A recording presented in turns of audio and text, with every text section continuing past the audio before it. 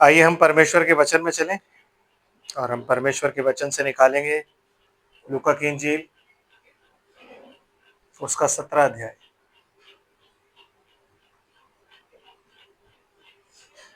लूका की इंजील उसका 17 अध्याय और उसकी 22 आयत आपके सामने पढ़ता हूँ। यहाँ यूँ लिखा है, उसने चेलों से कहा, वे दिन आएंगे जिनमें तुम मनुष्य के पुत्र के दिनों में से एक दिन को देखना चाहोगे और नहीं देखने पाओगे। आमीन। परमेश्वर की आशीष उसके पवित्र वचन के पढ़े और सुने जाने पर हो। आमीन। आप लोग बैठ जाइए।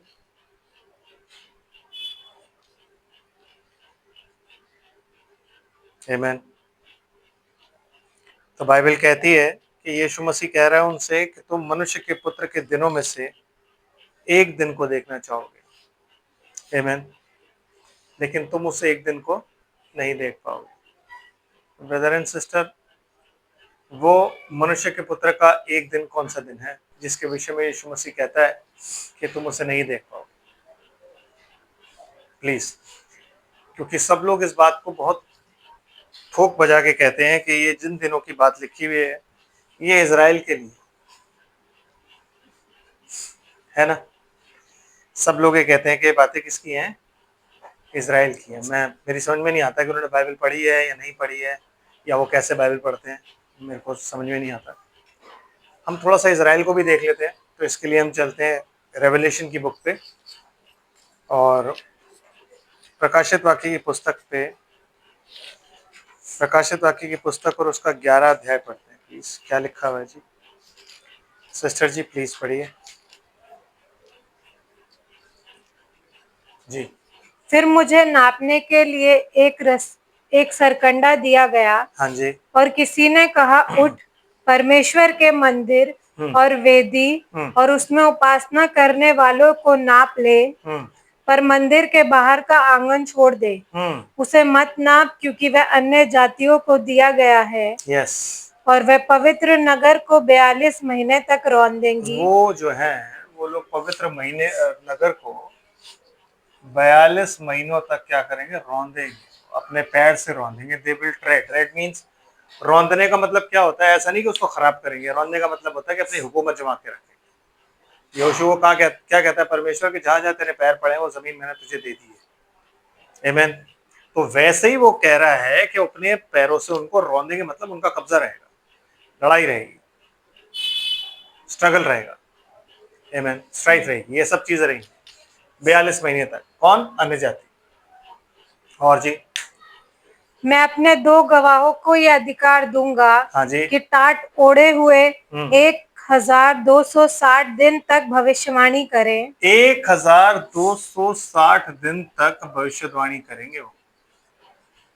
डेज और दिन, जिसे जब आप कैलकुलेट करते हो according to the prophetic year, तो ये बनता है आपका, प्रोफेटिक ईयर के हिसाब से एक महीने में 30 दिन होते हैं, 30 डेज। तो उसके हिसाब से ये बनता है आपका कितना? 3.5 ईयर्स, 3.5 साल। ठीक है जी, समझ आ रहा? आगे चलते हैं सिस्टर।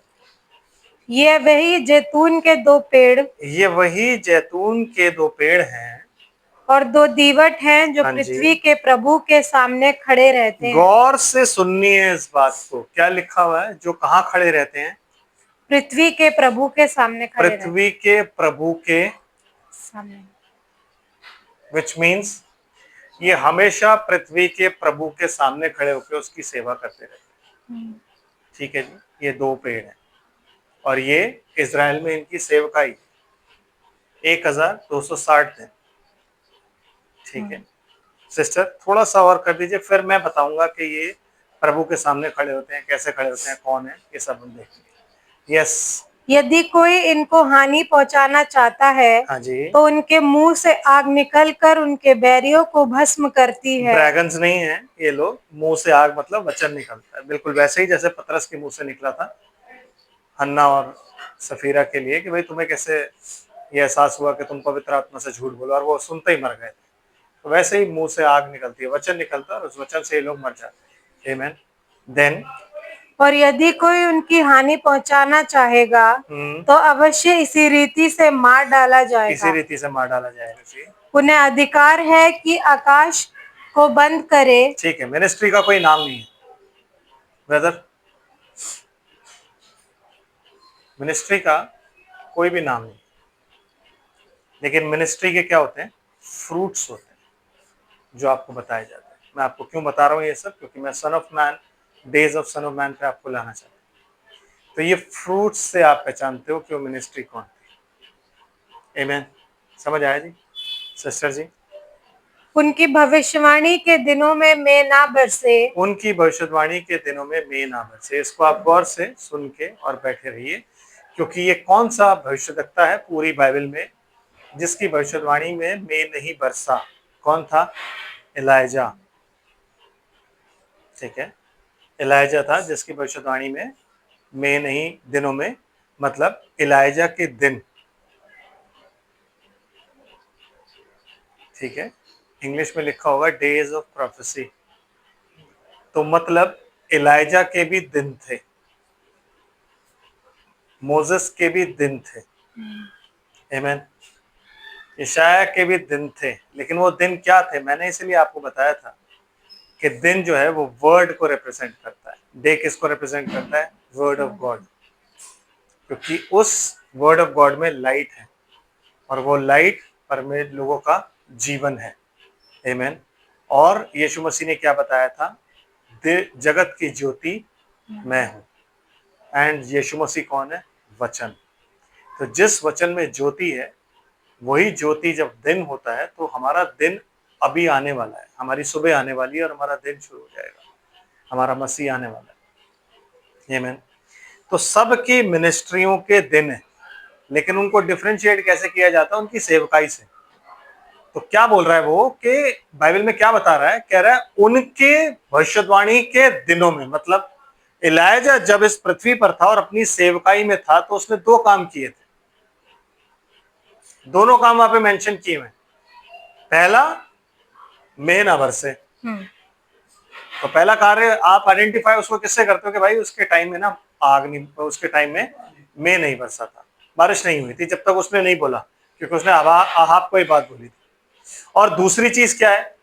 और उन्हें सब पानी पर अधिकार है। और उन्हें सब पानी पर अधिकार है कि उसे लहू बनाए। किसने? किसने पानी को लहू बनाया? मोसेस।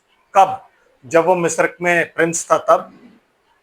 तो अगर मैं आपसे बोलूं मोसेस के डेज कौन थे तो आप मेरे को क्या बताओगे? मोसेस जब पैदा हुआ, उसके बाद जब वो राजघराने में गया, उसके बाद जब वो एक मिस्री को देखा कि वो इजरायली पर वो कर रहा है, जुल्म कर रहा है, उसके चाकू मार के उसको दबा दी, वो नहीं।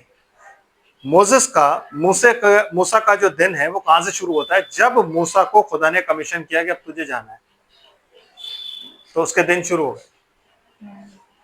आमीन, है ना ब्रदर? यीशु मसीह के पास दो व्यक्ति आते हैं। एक कहता है कि प्रभु मैं ना तेरे पीछे हो लूंगा, जहां तू जाए मैं वहीं रहूंगा। कहता हूं, लोमड़ियों के भट्ट और आकाश के पक्षियों के बसीरे होते हैं, लेकिन मनुष्य के पुत्र के पास सर धरने की भी जगह नहीं। क्यों? क्योंकि मैं अपनी इच्छा से यीशु मसीह की सेवा नहीं कर सकता। अगर मैं बोलूं कि मैं अपना जीवन प्रभु को देकर उसके पीछे चलता हूं, मैं वो नहीं कर सकता। आमीन। क्योंकि यीशु मसीह कहता है जितनों को पिता ने मुझे दिया उनमें से मैंने एक को भी नहीं खोया। तो कोई अपनी मर्जी से यीशु मसीह के पास नहीं आ सकता। आमीन। और दूसरा, फिर यीशु मसीह ने उसको कहा था मेरे पीछे बोले, तो कहता प्रभु एक मिनट रुकना, मैं अपने बाप को गाड़ा। कहता मुर्दों को अपने मुर्दे गाड़ने दे, तू मेरे पीछे हो। आमीन। विच मीन्स जब तक आपका इनकाउंटर प्रभु से नहीं होता ना, आप मुर्दे हो। जब आपका इनकाउंटर खुदा से हो जाता है, जब आपका इनकाउंटर होली घोस्ट से हो जाता है, जब आपका इनकाउंटर पिलर ऑफ फायर से हो जाता है, आपके दिन शुरू हो जाते हैं, क्योंकि उस दिन के बाद से आपका एक नया जीवन है। इसलिए बोलते हैं बॉर्न अगेन। यही है ना, यीशु मसीह यही कहता है ना, बॉर्न अगेन। यही तो मतलब होता है कि आप दोबारा उस दिन पैदा हुए, तो आपके दिन वहां से शुरू है। ये पहले वाले जो दिन थे ना, ये मर गए। इसलिए जब हम बपतिस्मा ले लेते हैं तो पहले वाले दिनों का हम पर कोई अधिकार नहीं है, ना तो पापों का और ना अच्छाइयों का। यहां से हमारे दिन शुरू हो रहे हैं, हम यहां से चल रहे हैं। तो वैसे ही मूसा के दिन कब शुरू हुए? जिस दिन पहाड़ पे खुदा उसे मिला, जिस दिन उसे छड़ी दी, जिस दिन उसे भेजा, वो सारे जब दिन, वो जो शुरुआत थी उसको बोलता है मूसा के दिन।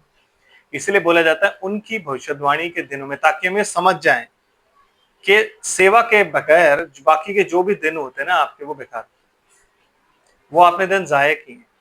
उन दिनों का हिसाब खुदा को आपको देना है। यस, उन दिनों का हिसाब खुदा को आपको देना है, क्योंकि खुदा आपसे पूछेगा कि बेटा तुमने मुझे जान लिया, तुमने मेरे नाम का बपतिस्मा ले लिया, उसके बाद के जो डेज थे, जो मैंने तुम्हारी जिंदगी में एक एक दिन दिया है, क्योंकि यीशु मसीह ने इस पृथ्वी पर बोला कि पिता की मर्जी के बगैर एक बुराइयां भी नहीं गिरती। आमीन, है कि नहीं? तो अगर मैंने तुम्हें मरने नहीं दिया, तो तुमने जो लाइफ मैंने तुम्हें दी थी उसका क्या किया?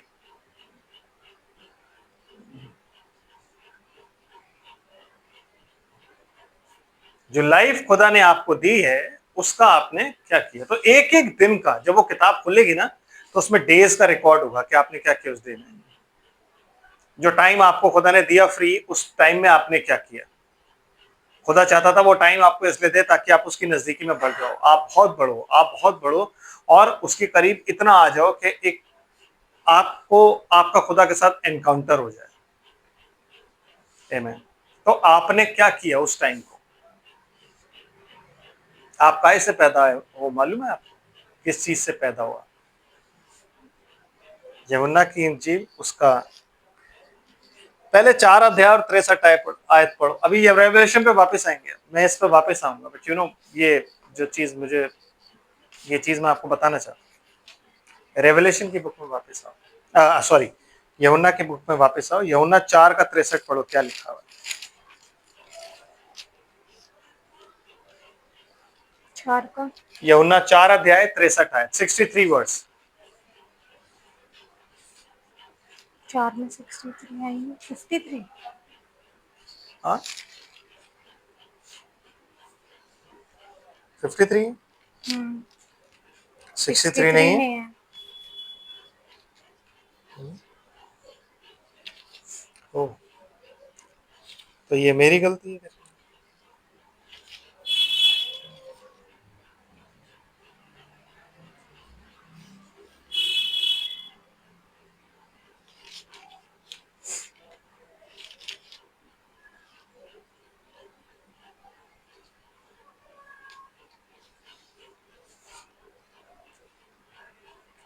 हाँ,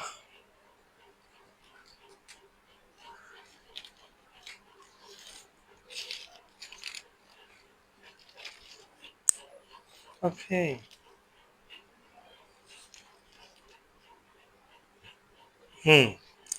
यूहन्ना 6 का 63।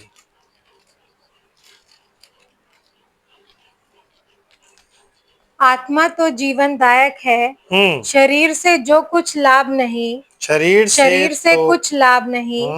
जो बातें मैंने तुमसे कही हैं, हाँ जी। वह आत्मा है और जीवन भी है। अब जो बातें यीशु मसीह ने हमसे बोली हैं, वो बातें क्या हैं? आत्मा है और जीवन है। आमीन। तो वो बातों में क्या है? Life and spirit. ठीक है। अब आप किससे पैदा हुए? आप भी उसी लाइफ और उसी स्पिरिट से पैदा हुए। ठीक है। निकालते हैं यूहन्ना की इंजील और उसका 5 अध्याय 24 आयत पढ़िए।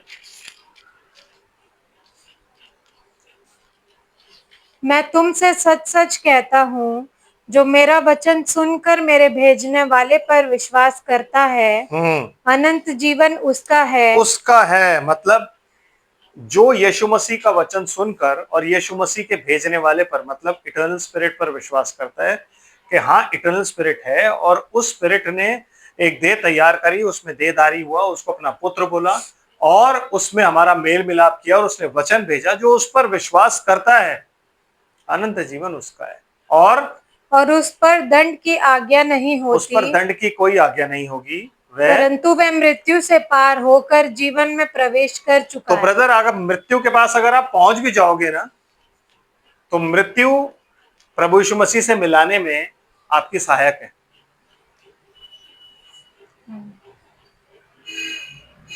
पौलुस के लिए मौत क्या थी? हानि थी, लाभ। कहता है पर शरीर में रहना तुम्हारे लिए लाभदायक है, क्योंकि तुम्हारे लिए सेवा करूंगा, तुम्हारे लिए बातें बताऊंगा। आमीन। तो इसलिए जो भी संत मरता है, हम क्या बोलते हैं उसको, कि वो प्रभु में सो गया और हम उससे दोबारा मिलेंगे। तो वो अपने यहाँ के कामों को खत्म करके अब प्रभु में मिला, सो गया, और वो प्रभु से जरूर मिलेगा। तो डेथ इज जस्ट एक हमारे लिए एक ऐसी नदी हो गई है जिसे हमने पार करके और उस तरफ जाके, वो उस तरफ पार करके, जैसे यर्दन होती है मृत्यु, उस तरफ के हम चले जाते हैं और वहां जाके हमने सिर्फ रेस्ट करना है। हमारा मृत्यु का कोई अधिकार हम पर नहीं है, ना ही हमारी देह पर है, क्योंकि जब रेजरेक्शन आएगा तो हम सब उठ जाएंगे, अविनाशी देह में जिंदा हो जाएंगे, जीवित हो जाएंगे और प्रभु के साथ बादलों पर मिलेंगे। आमीन। पहला पत्रस पहला अध्याय और 23 आयत क्या कहती है सिस्टर, पढ़िए जरा।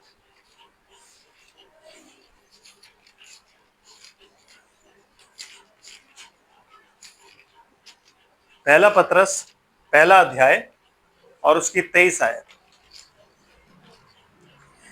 क्योंकि तुमने नाशवान नहीं पर अविनाशी बीज से परमेश्वर के जीवते और सदा ठहरने वाले वचन के द्वारा नया जन्म पाया है। नया जन्म पाया है। आपका नया जन्म किससे हुआ है? अविनाशी बीज जो परमेश्वर का वचन है, दैट इज वचन इटर्नल है। उस इटर्नल वर्ड से आपने और मैंने जन्म पाया है।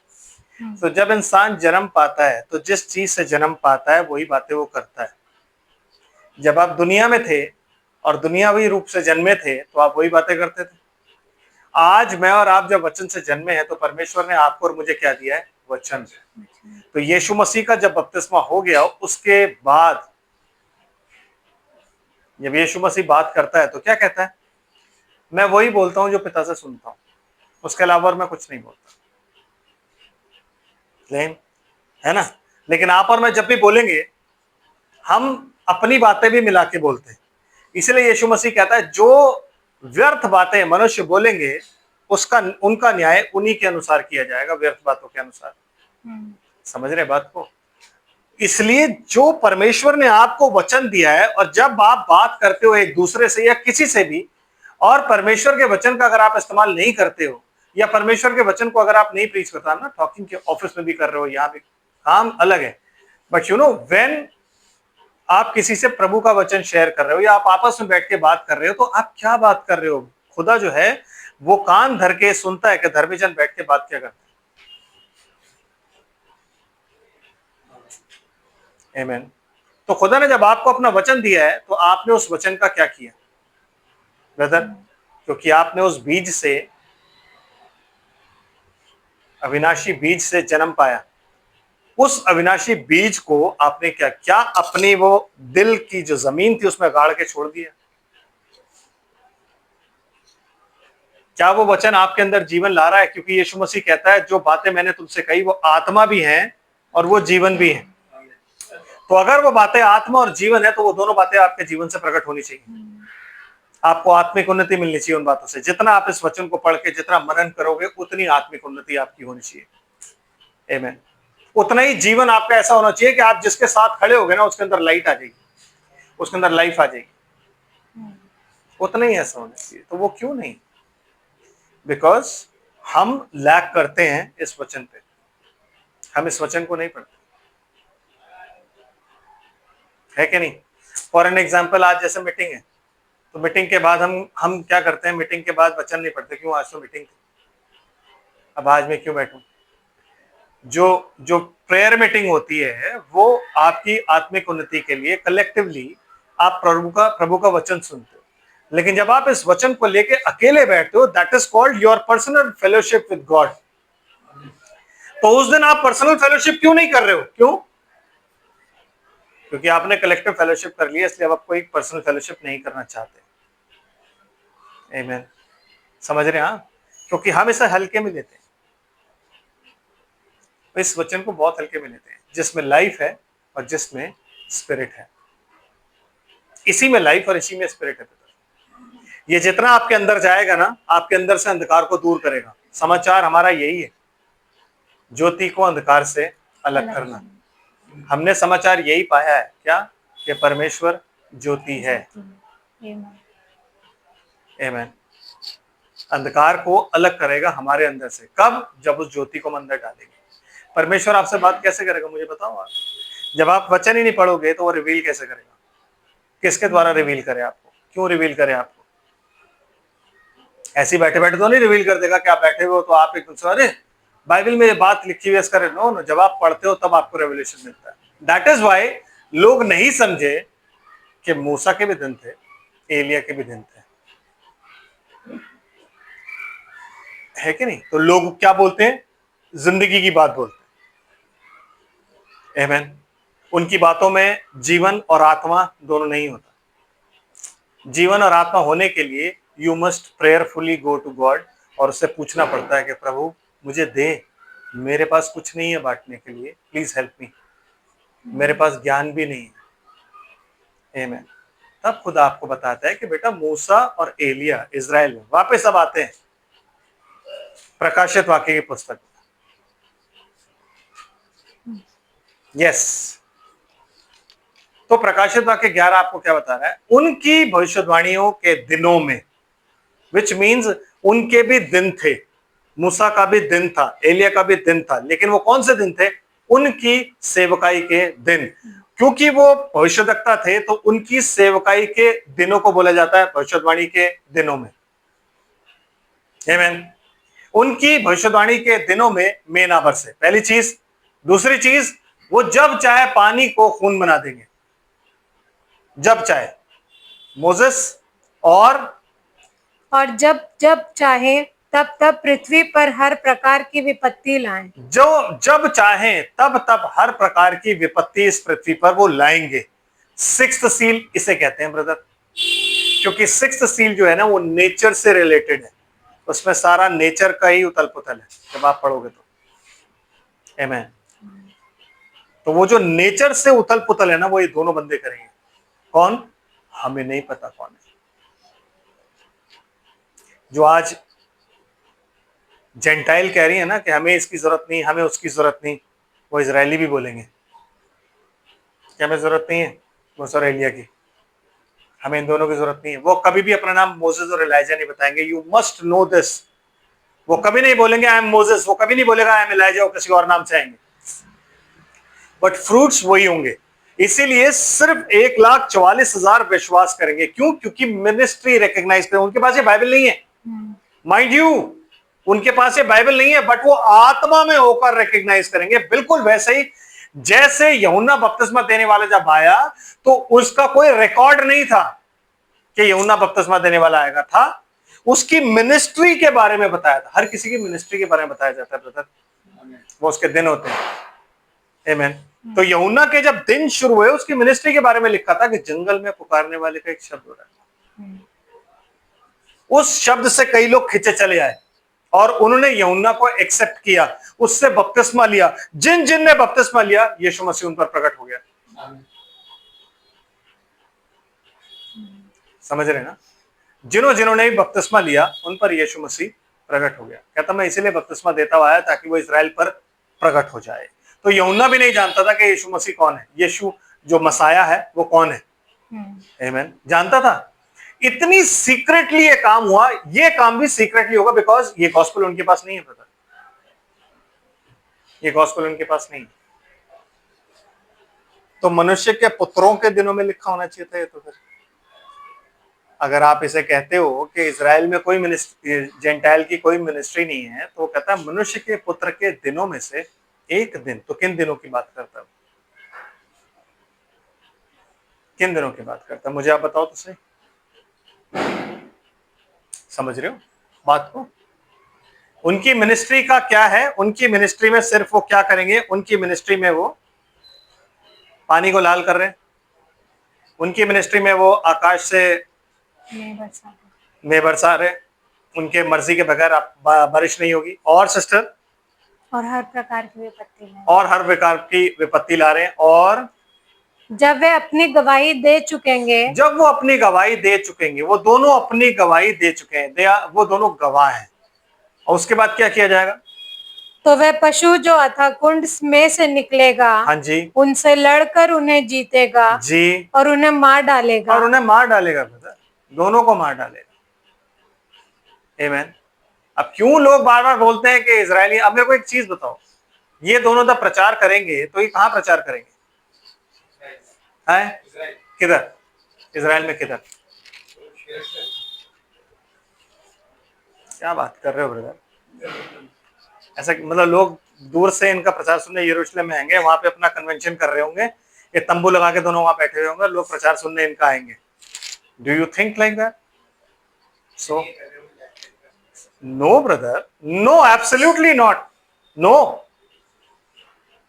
जैसे यूहन्ना और जैसे यीशु मसीह उस वक्त में घूम घूम के प्रचार कर रहे थे, ये वैसे ही प्रचार कर रहे हैं। Yes brother. सिस्टर निकालिए मत्ती की इंजील, उसका 10 अध्याय और 16 आयत पढ़िए, क्या लिखा हुआ।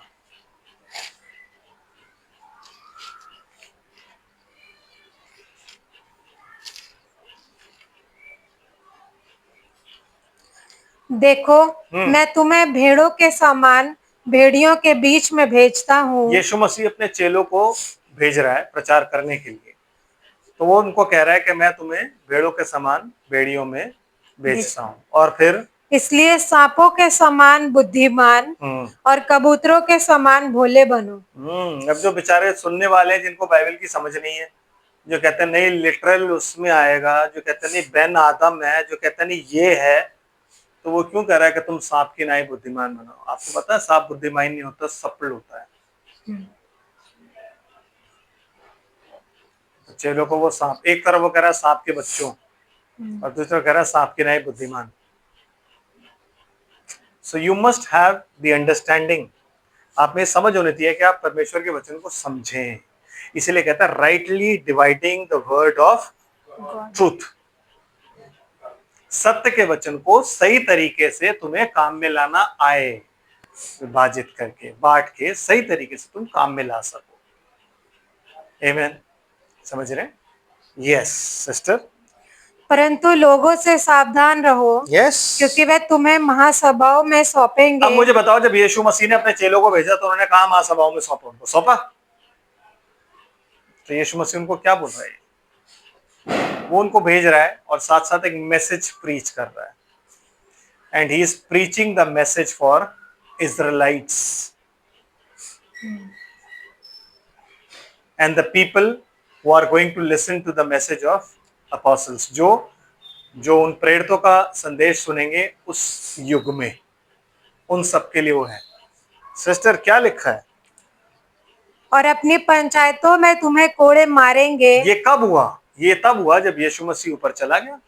उसके बाद 70 एडी आया, 70 एडी में टाइटस ने अटैक कर दिया, और अटैक करके उसने सब कुछ, नेरो ने अटैक करके सब कुछ खराब कर दिया, खराब करके, और उसके बाद फिर सब भगदड़ मच गए, इधर उधर भाग लगे, उसकी है। लेकिन क्या चेले थे? चेले उस टाइम में थे? चेले तो मर चुके थे भाई, आपने पढ़ा नहीं है? जब लोग सो रहे थे तब वो दुष्ट आया और अपने बीज बो गया। तो चेले कहाँ थे उधर? चेले तो नहीं थे। आमीन। चेले मर चुके थे। Yes sister. तुम मेरे लिए हाकिमों और राजाओं के सामने उन पर और अन्य जातियों पर गवाह होने के लिए पहुंचाए जाओगे। जब वे तुम्हें पकड़वाएंगे तो ये चिंता ना करना। ओके, जब उन्होंने मारना शुरू किया तो पहला जो फ्लॉक था, जैसे कहते हैं आप पहला गूंदा हुआ आटा, सॉरी चेले थे, और चेलों को तब मारा गया, पंचायतों में सौंपा गया, मारा गया। कुछ भाग आए, थोमा कहीं और चला गया, थोमा यहाँ आ गया इंडिया में, और कुछ चेले ऐसे थे जिन रोमन्स पकड़ के ले गए। आमीन। और पकड़ के ले जाके उनसे पूछा भाई अपने विश्वास के बारे में बताओ, फिर उनको मारा हूं। आमीन। चलो जी अब आगे पढ़ो। जब वे तुम्हें पकड़वाएंगे तो ये चिंता न करना कि हम किस रीति से क्या कहेंगे। हाँ जी। क्योंकि जो कुछ तुमको कहना होगा वह उसी घड़ी तुम्हें बता दिया जाएगा। वह उसी घड़ी तुम्हें बता दिया जाएगा। और फिर क्योंकि बोलने वाले तुम नहीं हो, परंतु तुम्हारे पिता का आत्मा तुम में बोलता है। यस। भाई भाई को और पिता पुत्र को घात के लिए सौंपेंगे। यस। और बच्चे माता पिता के विरोध में उठकर उन्हें मरवा डालेंगे। Oh yes. मेरे आगे। नाम के कारण सब लोग तुमसे बैर करेंगे, हाँ जी पर जो अंत तक धीरज धरे रहेगा उसी का उद्धार होगा। जी। जब वह तुम्हें एक नगर में सताए तो तुम तो दूसरे को भाग जाना। दूसरे नगर में भाग जाओ तुम। और तुमसे सच कहता हूँ, हाँ जी। तुम इज़राइल के सब नगरों में ना फिर चुकोगे कि मनुष्य का पुत्र आ जाएगा। अब इसी चीज को उन लोगों ने क्या सोचा कि चेलों के मरने के बाद ना यीशु मसीह का आना नियुक्त है। लिखा है ना, तुम इज़राइल के सब नगरों में घूम भी नहीं लोगे कि मनुष्य का पुत्र आ जाएगा। मतलब जब चेले हैं, चेले भाग रहे हैं, चेलों को मार दिया गया, तो इज़राइल के सारे नगरों में प्रचार नहीं हुआ। बट क्या मनुष्य का पुत्र आया? आमेन। आया? नहीं आया। चेलों का समाचार जिन्होंने सुना, उन लोगों को मारा कूटा गया, वो भी इधर उधर भागे, हर जगह घूमे, पर क्या मनुष्य का पुत्र आया? तो किस दिन की ये बात लिखी हुई? किस दिन के बारे में यीशु मसीह कहता है कि तुम घूम भी नहीं रहोगे पूरे इज़राइल में कि मनुष्य का पुत्र आ जाएगा? तुम मतलब योर सर्विस। जो चेलों की शिक्षा थी वो, क्योंकि चेलों को ही ठहराया गया था। आप ये मत सोचो कि यहाँ पे जब ये दोनों लोग आएंगे, मैं मूसा और एलिया इनको नहीं बोलूंगा, मूसा और एलिया भी मैं आपको बताऊंगा, ये दोनों वही है। जब ये लोग आके यहाँ पे प्रचार करेंगे, तो ये क्या प्रचार करेंगे मुझे आप बताओ ना। मुझे कोई इंसान बताए कि क्या प्रचार करेंगे? कोई भी इंसान बताए ऐसा मेरे को, जो जो अपने आप को दिग्गज समझता है कि वो आके व्यवस्था प्रीच करेंगे, वो आके ये प्रीच करेंगे, वो आके गॉस्पेल प्रीच करेंगे ब्रदर। यस, वो आके मसीह का प्रचार, जो गॉस्पेल आपको सुनाया गया है, मुझे सुनाया गया, वो प्रीच करेंगे। वो ये बताएंगे कि प्रेरितों की शिक्षा पर वापस आओ। वो ये बताएंगे कि back to the word and back to the apostle. वो मूसा आके उनको बोलेगा कि जिसका मैंने प्रचार किया था वो मसीह था, यीशु मसीह था, जिसे तुमने सूली पर चढ़ा दिया, और जिसे तुम आज कहते हो कि वो ईसाइयों का भविष्यद्वक्ता, हमारा तो अभी आने वाला है मसीह, वही असली था, तुम नहीं पहचाने।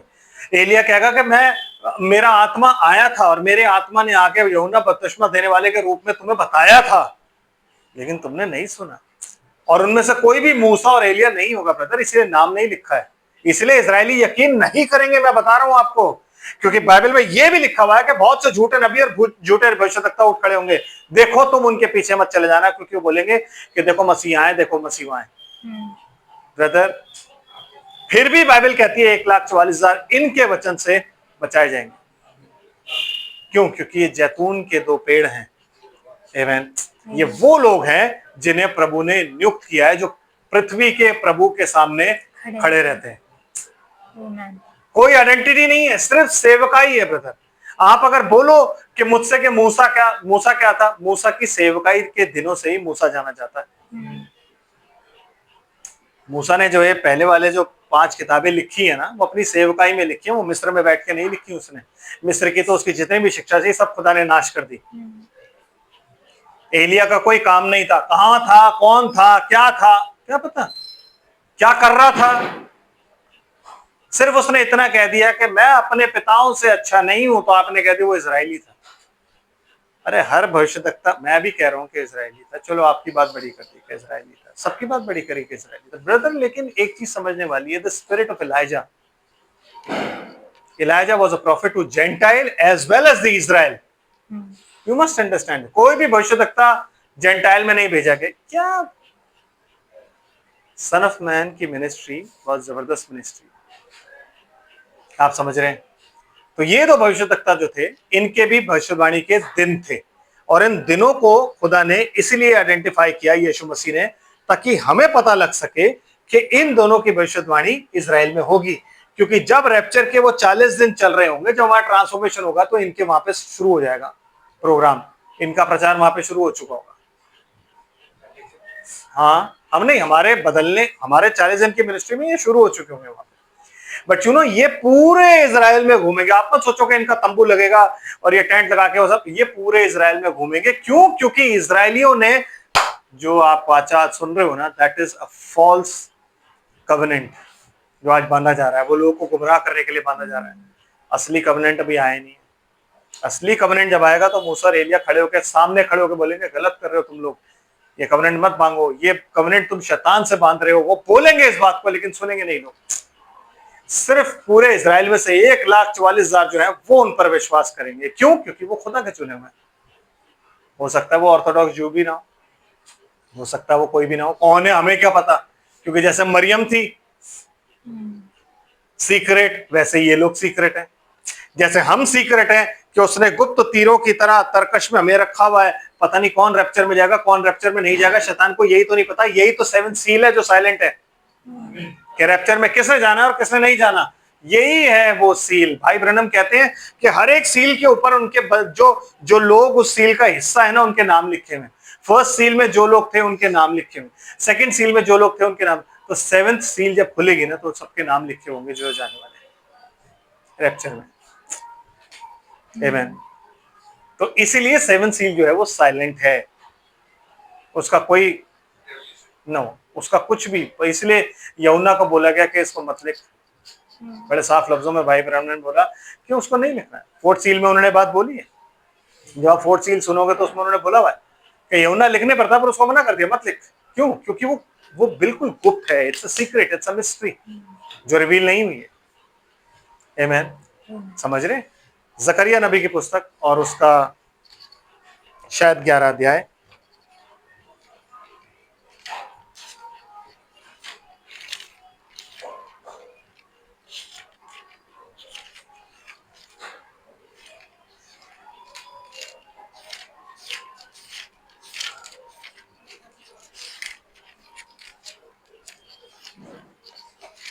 जकरिया 11 अध्याय और उसकी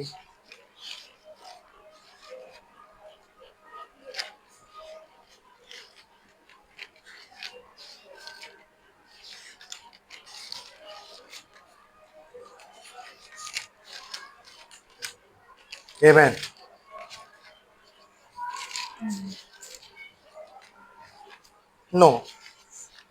जकरिया 11 अध्याय 4 आयत, 4 अध्याय। ओके, जकरिया 4 अध्याय और उसकी उसकी उसकी पहली आयत से पढ़। 4 की पहली। हाँ जी, 4 की पहली, जकरिया 4 के पहले से। फिर जो दूत मुझसे बातें करता था उसने आकर मुझे ऐसा जगाया जैसा कोई नींद से जगाया जाए, जैसा कोई नींद से जगाया जाए।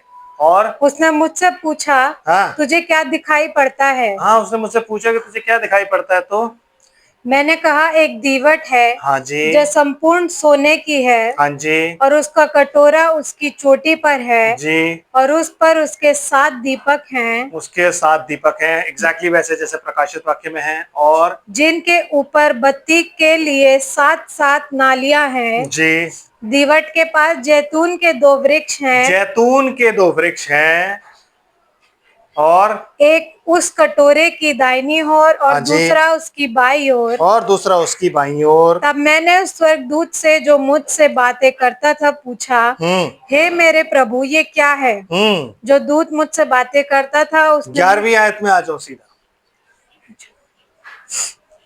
तब मैंने उससे फिर पूछा, हाँ, ये 2 जैतून के वृक्ष क्या है जो दीवट के दाहिने बाइने ओर है? हाँ जी।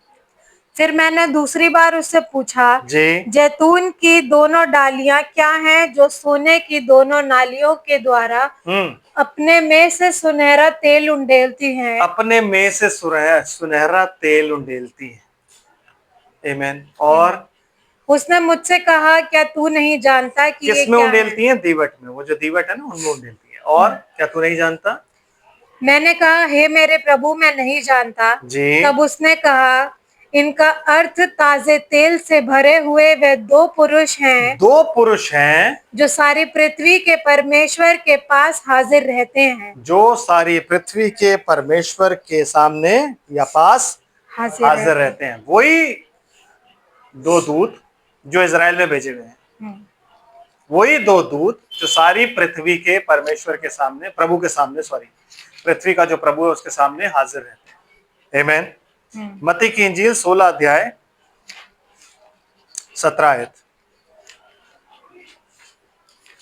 ओके, 17 आयत नहीं, आ, आप पढ़िए, देखिए 16 अध्याय अगर आप घर जाके पढ़ेंगे ना, तो वहां पे वो है जिसमें पतरस को कुंजी दी गई है। हम्म, जब पतरस से पूछा गया कि मनुष्य का पुत्र कौन है, तो कहता है तू परमेश्वर का पुत्र मसीह है, तो उसे स्वर्ग राज्य की कुंजी दी गई। हाँ, तो मैं आपको इसलिए पढ़वा रहा हूँ क्योंकि मैं बाइबल आपको बताना चाहता हूँ कि कैसे बातचीत करती है। तो हम चलते हैं 21 आयत पे, 16 अध्याय 21 आयत। सिस्टर वहां से चलते हैं जरा। उस समय से यीशु अपने चेलों को बताने लगा, हाँ जी, अवश्य है कि मैं यरूशलेम को जाऊं हाँ जी, और पुरनियों और प्रधान याजकों हम्म, और शास्त्रियों के हाथ से बहुत दुख उठाऊं और मार डाला जाऊं हाँ जी। और तीसरे दिन जी उठूं। तो यीशु मसीह जो बोल रहा है, यीशु मसीह परमेश्वर का वचन कह रहा है, क्योंकि इसलिए वो आया ना। यशायाह नबी की पुस्तक में लिखा हुआ है और भविष्यवक्ताओं की पुस्तकों में लिखा हुआ है कि वो आके हमारे लिए अपनी जान देगा, तो वो वही चीज बोल रहा है। आमीन। अब क्या होता है सर, आप बताओ। इस पर पतरस उसे अलग से ले जाकर झिड़कने लगा, हाँ, हे क्यों? प्रभु। क्योंकि अब कुंजियां है ना स्वर्ग राज की, तो हम नेता वही है, तो अलग से ले जा रहा है। प्रभु इधर है, प्रभु ऐसे थोड़े ना कहते हैं, है? मैं ऐसे ही स्वर्ग राज की कुंजी तूने मुझे दी है, मैं सब कुछ ऐसे ही ठीक कर दूंगा। ऐसा नहीं होगा प्रभु कि तू मरे। आमीन।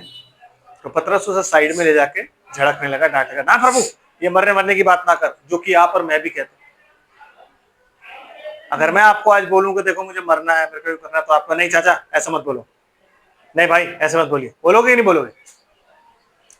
तो वहां भी यही ऐसा है कि यीशु मसीह मरने की बात कह रहा है और पतरस उसे अच्छी बात समझा रहा है। आई मीन पतरस उसके लिए अच्छा बोल रहा है। तो ब्रदर, कई बार हमें ऐसा लगता है कि हम अच्छी बात बोल रहे हैं, लेकिन अगर वो अच्छी बात परमेश्वर के वचन के अनुसार नहीं है ना, तो पढ़िए वो क्या है। हे प्रभु, परमेश्वर ना करे तेरे साथ ऐसा कभी ना होगा। कभी ना होगा। मतलब पतरस को प्रोफेसी के बारे में इस वक्त याद नहीं आ रहा है। पतरस को ये पता है कि कुंजी मेरे पास है और ये प्रभु है, तो ये नहीं मरेगा। अब ये आ गया नीचे, अब इसको नहीं मरने देना भाई, किसी भी हालत में कान कून काट दूंगा मैं। इसलिए मैं कहता हूं, अगर पतरस को पहले पता लग जाता ना, यहूदा वो गर्दन कलम कर देता उसकी, क्योंकि पतरस था ऐसा गर्म खून का, वो मार देता यहूदा को। तो इसलिए यीशु मसीह ने किसी को नहीं बताया। आमीन।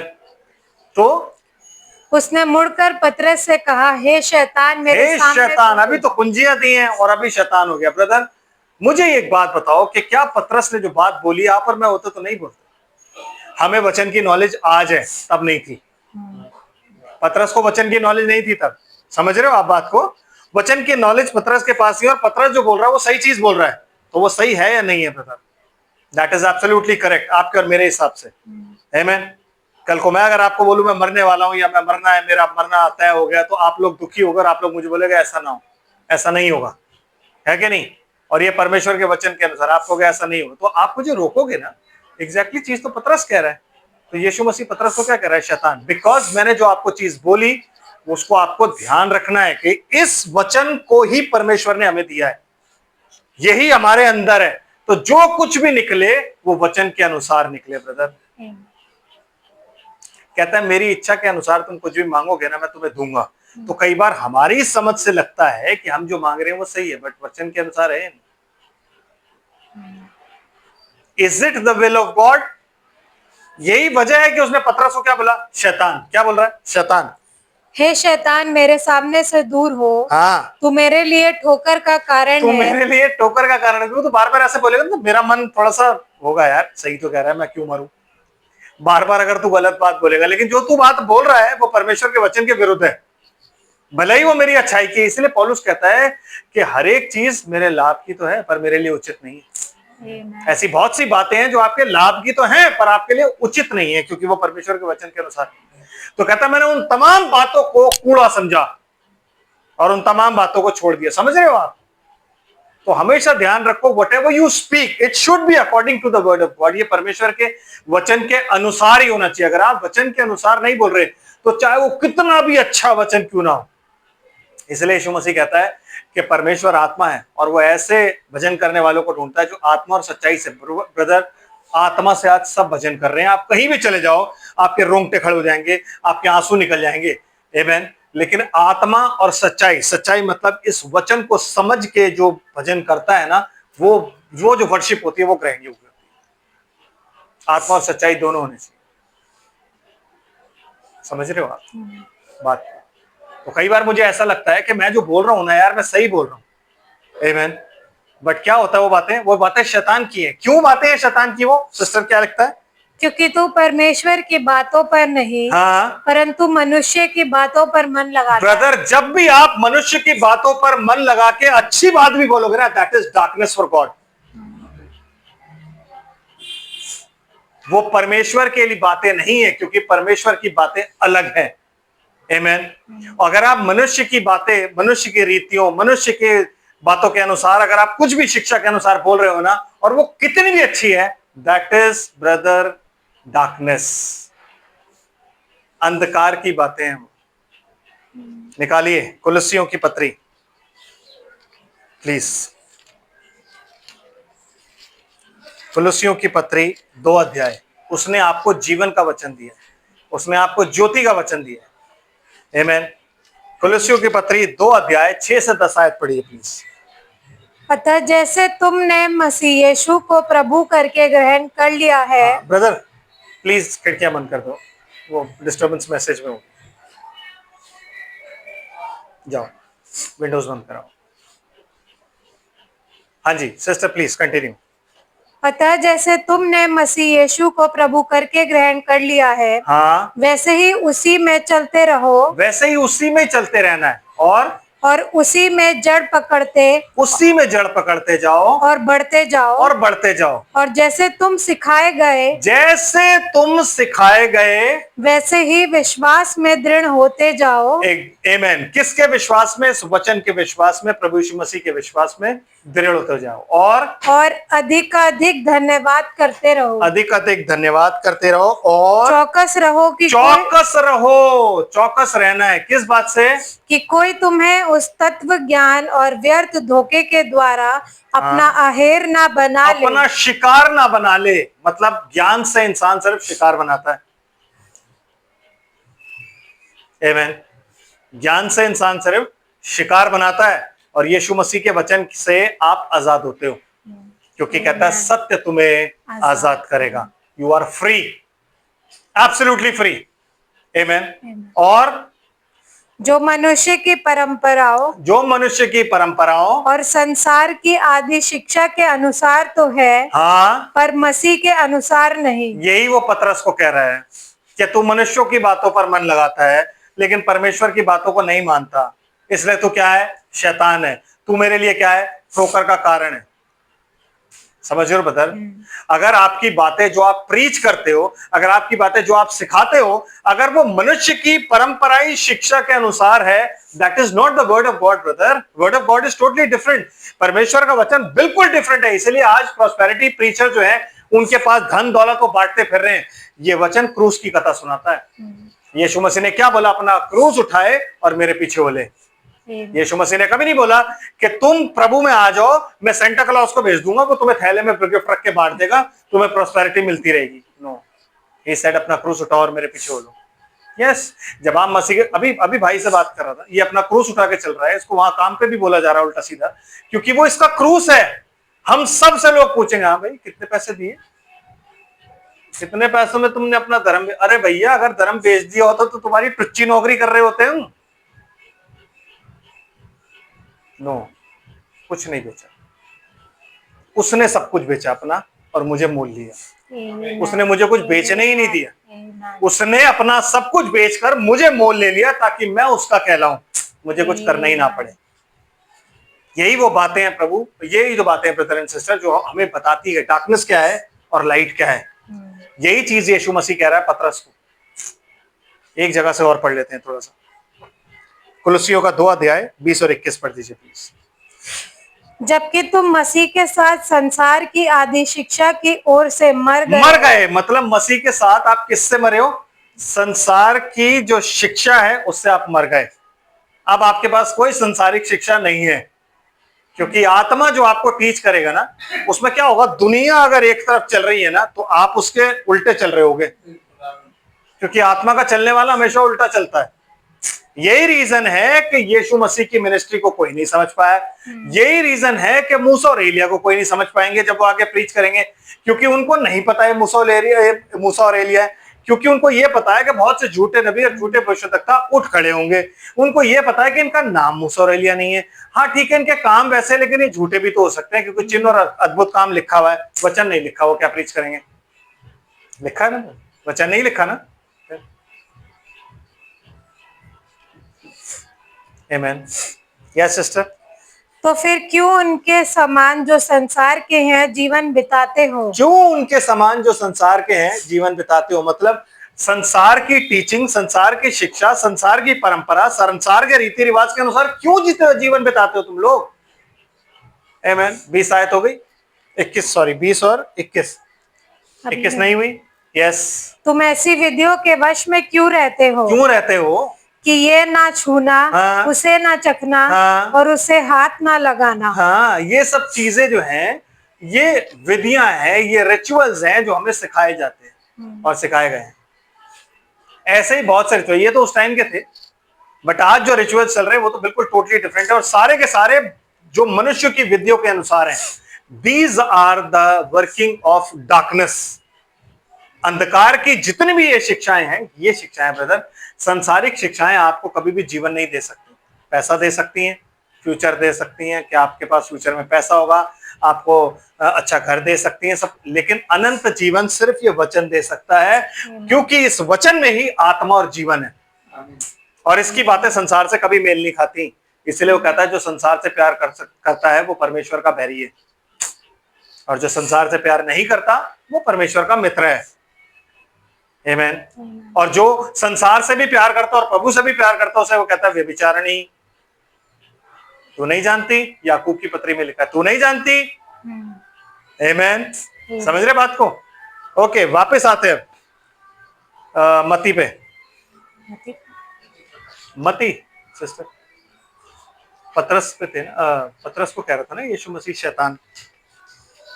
मती 16 अध्याय और उसकी नहीं 21 नहीं 23 आए, दोबारा से 23 से पढ़ेंगे। उसने मुड़कर पतरस से कहा, हे शैतान, मेरे सामने से दूर हो, तू मेरे लिए ठोकर का कारण है। तो आप जितने मर्जी बड़े प्रचारक क्यों ना हो, अगर आपकी टीचिंग्स, अगर आपकी लाइफ गॉस्पल को छोड़ के मनुष्य के परंपराओं, मनुष्य के विधियों अनुसार, मनुष्य का सब कुछ के अनुसार है, तो आप शैतान हो। और शैतान क्या है? अंधकार का सरदार। और यीशु मसीह क्या है? ज्योति। तो आप ज्योति की संतान नहीं हो। आमीन। एंड क्योंकि तू परमेश्वर की बातों पर नहीं परंतु मनुष्य की बातों पर मन लगाता। यस, तू परमेश्वर की बातों पर मन नहीं लगाता। जब शाऊल को शमूएल ने बोला कि तू रुके रहना, शाऊल नहीं रुका, क्योंकि मनुष्य की बातों पर मैं लगा रहा था। मनुष्य हिलने लग गए थे, तो रोने लगे, तो डर बैठ गया, अगर ये लोग चले गए तो मैं राजा किस कहूंगा। उसे लगा कि इन लोगों ने मुझे राजा बनाया, उसे ये नहीं पता था कि शामुएल ने और खुदा ने तेरे को राजा बनाया। तो डोंट प्लीज मैन, मनुष्यों को खुश करने के लिए कुछ मत करो, जो करना है प्रभु को खुश करने के लिए करो, क्योंकि वो आपका खुदा है और पिता भी है। आमीन। यस सिस्टर, आगे। हाँ बिल्कुल, इसको पढ़ते रहना आगे। तब यीशु ने अपने चेलों से कहा, यदि कोई मेरे पीछे आना चाहे, सुनो, तो अपने आप का इनकार करे। सबसे पहली चीज है, जो यीशु मसीह के आप पीछे आना चाहे ना, वो सबसे पहले तो मैं, आई माई सेल्फ, इस चीज का इनकार कर दे। वो ही ना बोले कि I am righteous, I am this, I am that. जिस जगह पे भी आई लगता है ना, वो हटा दे। There is no I, always he. It is always he. मैं नहीं हूं, मेरी जगह क्या होता है? वो। आमीन। मैं सिर्फ तभी आएगा जब मैं बोलूंगा मैं घटूं और वो बढ़े। बाकी हर जगह मैं नहीं हूं। आमीन। तो अपनी खुदी का इनकार करे और अपना क्रूस उठाए, हाँ, और मेरे पीछे हो ले। मेरे पीछे हो ले। मैं तुझसे गाड़ियां दूंगा, उसे मैं सब तमाम घर दूंगा, दौलत दूंगा, ऐसा कहीं नहीं लिखा हुआ। अपना क्रूस उठा के मेरे पीछे होना है, अपनी प्राइड छोड़ के आनी है। Yes sister. देन क्योंकि जो कोई अपना प्राण बचाना चाहे, हाँ जी, वह उसे खोएगा। क्योंकि हर काम इंसान प्राण बचाने के लिए करता है, गलत काम है कि नहीं? प्राण बचाने के लिए तो करता है हर कोई आदमी गलत काम। तो कहता जो अपने प्राण को बचाना चाहेगा ना, शैतान हमेशा आपको बताना है इससे तेरा प्राणों का नुकसान।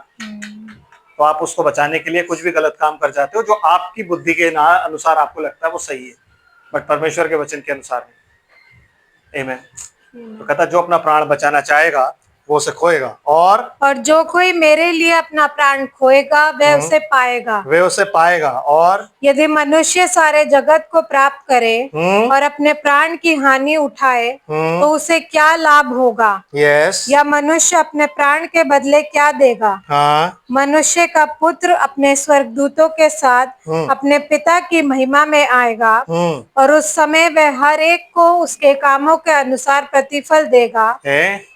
बहुत बढ़िया। और मैं तुमसे सच कहता हूँ हाँ, कि जो यहाँ खड़े हैं हाँ, उनमें से कुछ ऐसे हैं कि वे जब तक मनुष्य के पुत्र को उसके राज्य में आते हुए ना देख लेंगे जी, तब तक मृत्यु का स्वाद कभी ना चखेंगे। यस। अब आगे आइए 17 पे, सॉरी।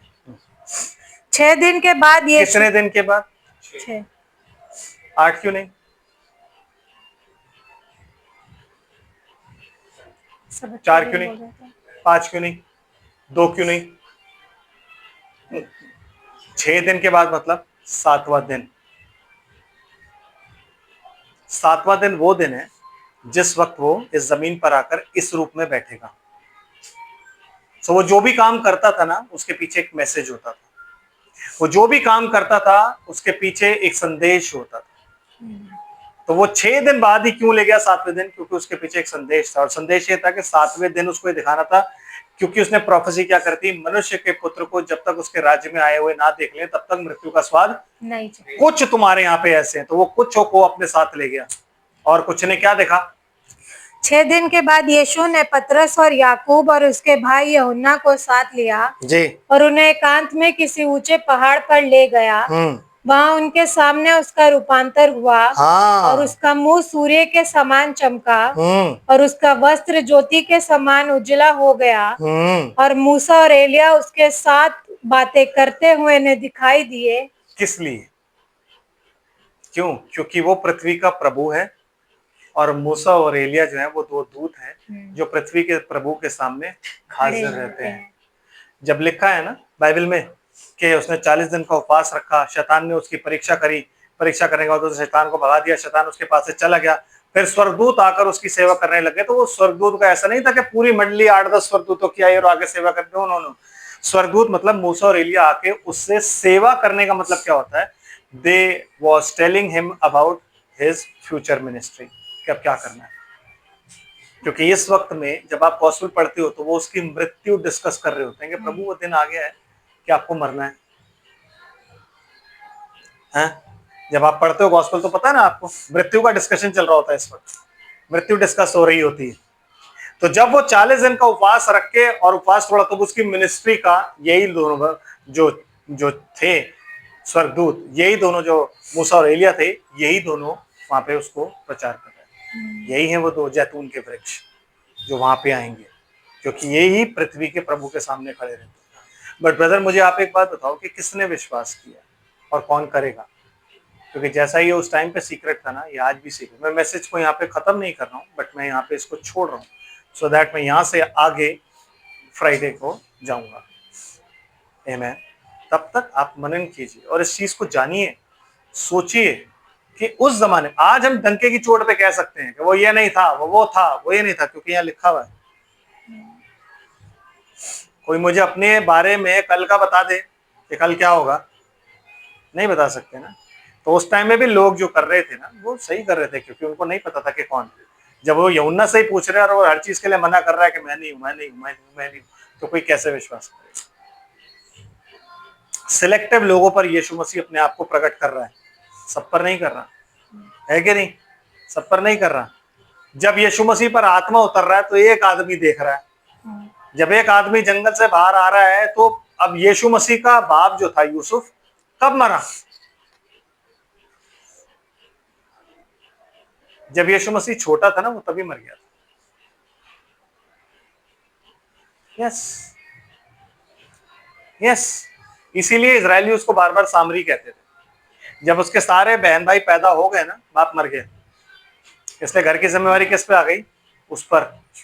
और सारे लोग उसको क्या बोलने लग गए कि इसका तो बाप नहीं है, इसका तो बाप ही पता नहीं कौन है, ये तो शादी से पहले गर्भवती पाई गई, इसीलिए इसका बाप इस टेंशन में। वो टेंशन जो थी ना, खुदा ने उसको क्यों मार दिया? क्योंकि जब लोग यीशु मसीह को गाली दे रहे थे, वो खड़े होकर बोल सकता था कि मेरा ही बेटा है ना सिस्टर? तो खुदा ने वो मौका ही नहीं दिया। Before starting his ministry father died. Yes, before, वो उससे पहले कि यीशु मसीह सबके सामने आए, उससे पहले कि वो जवान होकर सबके सामने आए, बाप मर गया। और बाप इसलिए मर गया कि उसके बाद कोई जवाब देने वाला नहीं था कि मेरा बेटा है। यस, लोग कंफ्यूज रहे, लोग उस पर विश्वास ही नहीं कर पाए, क्योंकि खुदा इसी तरीके से काम करता है ब्रदर। जिनको उसने बचाना होता है वो बचाता है, बाकी दुनिया को क्या करता है? कंफ्यूज। इसीलिए जब आत्मा उतरा था ना ब्रदर, तो वहां पे लोग कुछ कंफ्यूज खड़े हुए थे कि ये शराब पी रखी है, उनकी समझ में नहीं आ रहा था। लेकिन कुछ लोग ऐसे थे जिनको सब कुछ समझ आ रहा था, उन्हें पता था कि ये परमेश्वर के बड़ी बातों का, यस, बड़ी बातों के बारे में बता रहे, अद्भुत बातों के बारे में बता रहे। आमीन। यहां से आगे अब हम चलेंगे ऑन फ्राइडे। यस, क्योंकि बहुत कुछ चीजें बतानी, बहुत कुछ चीजें जाननी है कि सन ऑफ मैन, नूह के दिन और लूत के दिनों का क्या आपस में प्रोफेसी है और क्या रिलेशनशिप। प्रभु आप सबको आशीष और बरकत दे। प्रार्थना करते हैं। स्वर्ग और पृथ्वी के मालिक, तेरा कोटि कोटि धन्यवाद।